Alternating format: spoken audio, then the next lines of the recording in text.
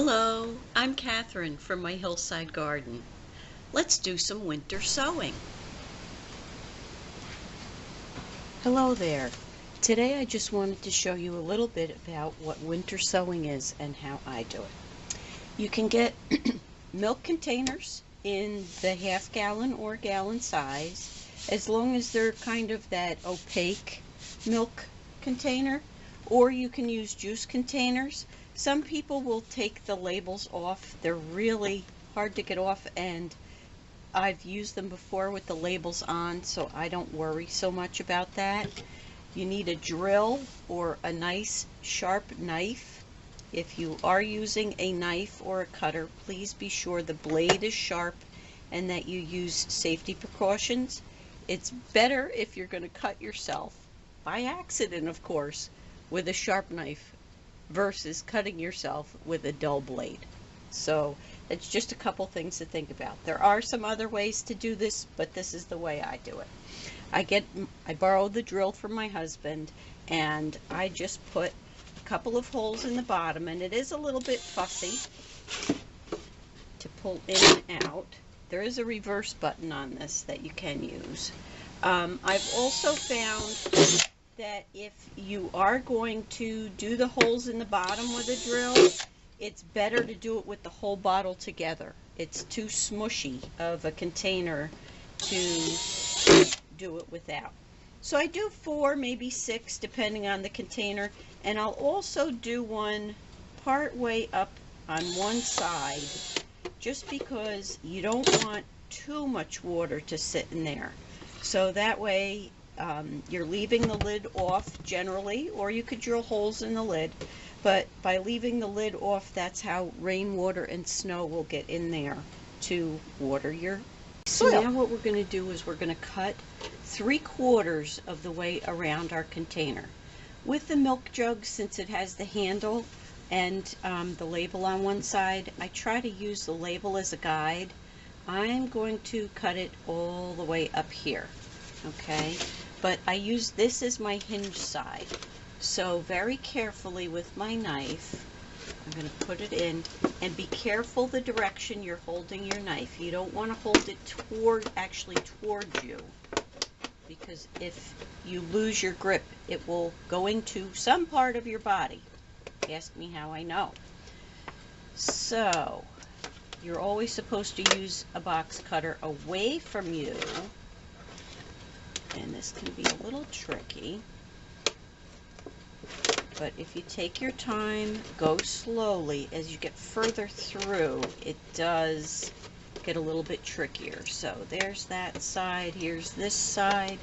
I'm going to go, and I'm going to come down.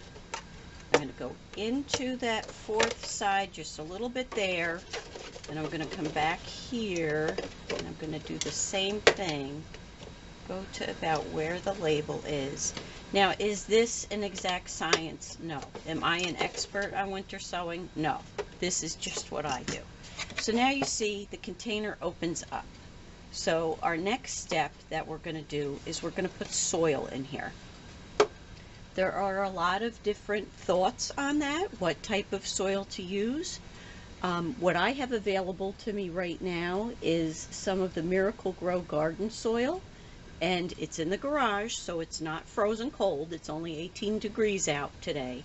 So I'm going to use that to put into my container. You could use potting mix or starter mix. That's a little bit expensive for me to use that in winter sowing.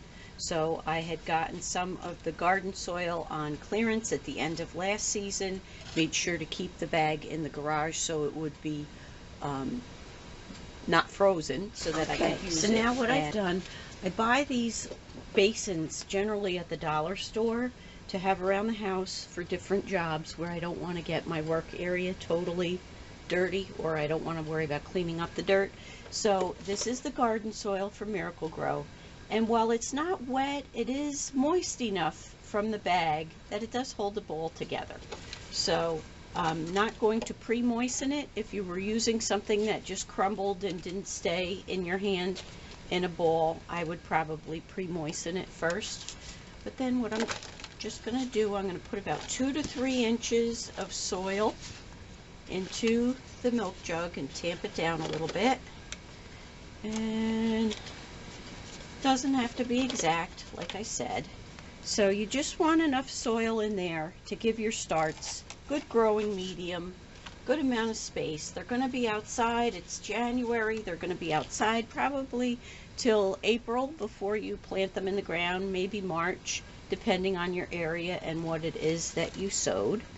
So let's go on to the next step, planting our seeds. Okay, so I've decided that I'm going to plant some echinacea, Magnus coneflower it's called. I did get these seeds in 2014, so I'm not sure that they're viable, and I'm also not sure how many are viable, but there are a few in here, and I decided I'm going to give it a shot. So what I'm going to do is I always look at the plant label to see what they recommend for sowing depth. If it's not on the label, generally you do about double deep from what the size of the seed is. So I just take my marker or whatever, or you could use your finger. I just don't want to get my fingers dirty. And I'm going to pop some holes in here. You could do as many as you like. You could sprinkle the seeds on the top if you wanted to. I'm sorry for the lighting. I don't have a better option right now, but I poked 5 holes in the bottom there. Not very deep. And let's get all the seeds out of here. It looks like I probably have, maybe 10 seeds. Some of the things I'm not sure what they are in there. So we're going to put 2 in each hole. And I'll show you a picture of that. And I'll be very happy if I do get 5 of these, because coneflower is really a lovely flower. And the nice thing about it is it will reseed itself. It's a perennial. It will grow again. And the birds love the seeds. So you can see I have the seeds in there. I believe there are 2 in each hole. So then I'll just gently cover them over. And I'm using my finger, so my finger's going to get dirty. But we're just going to cover them over. And then what I'm going to do next is put a label in it. This is where a lot of people can get into trouble because they forget to label it before they close it up. So I have a Sharpie marker and a plant label, and I'm going to write, make sure you have the right packet, echinacea, Magnus, and coneflower on there. Now really you could do this before you begin, so you have all of your labels prepared, and that way you don't have to take the time later to do that. So it's just a thought. So you're going to label on the inside. Some people also label on the outside, and sometimes the sun will fade your label. So make sure you have another way to identify if you are not certain what it is you planted. So there we do that, and then I'm going to put this on the inside towards the flap because it'll sit very nicely there, so that way I can close it. The next thing that we're going to do, some people use painter's tape, duct tape. I use shipping tape. Some people will tape all the way around. For me, I find that's a great waste. So I found as long as my container is clean and my hands are clean, I can just take like a 2-inch strip, close up the container as best as I can on 3 sides, and then the next thing I'll do is I'll get another basin, fill that with water, put the container in there up to at least where my side drainage hole is, and let it sit there for about a half an hour to make sure this gets nice and moist before I put it outside. So we've gotten to the point where we've put water in our basin. Our container is now sitting, wicking up some water. Some closing thoughts on this. As I said, if you want, You can label the outside of your container. Some people will put the name of what they planted. Some people keep a chart inside and they'll just put a number on the jar. That way they can keep track of it that way.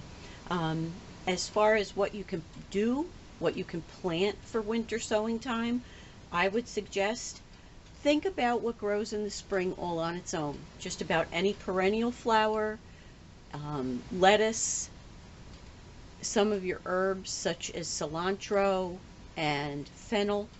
Whenever you have those plants in your garden and you let them go to seed, generally the next year, wherever their seeds have dropped, they will have new plants coming. So you could think of it that way, or a lot of the catalogs now are telling you what can be winter sown or what does well in very cold weather. So give it a try, because remember, this becomes like a little greenhouse outside. And the other thing I would recommend, when you put it outside, be sure it's in the sun, be sure it will get wet with either rain or snow, and be sure it's in an area where if you have pets in your yard where your pets can't get at them, because they will think they are toys to play with in the yard. And the last thing would be wind. Make sure they're out of a gusty wind spot, because the wind can knock them and blow them over.